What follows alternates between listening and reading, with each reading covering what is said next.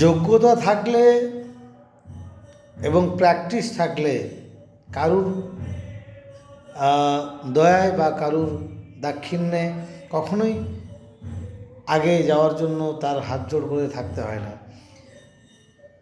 এই তো কিছুদিন আগেই প্রমাণ করে দিল আমাদের T20 যে খেলাটা হলো IPL-এ, গৌতম গম্ভীর তাকে নিয়ে কত ক্রিটিসাইজ হয়েছে।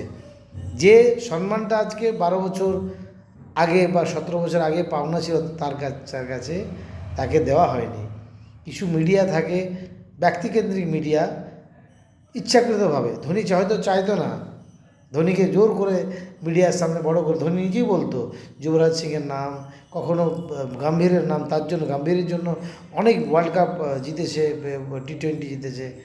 কিন্তু আজ গম্ভীর বুঝিয়ে দিয়েছে যে হি ইজ দ্য বেস্ট, কারণ তিনি তার কোচের মাধ্যমে আজকে KKR, এবং মনে রাখবেন শাহরুখ খানের মতো লোক চেক দিয়ে তাকে বলেছিল যতটা অ্যামাউন্ট লিখে নাও, কিন্তু এখন 10 বছর KKR ছেড়ে যাবে না।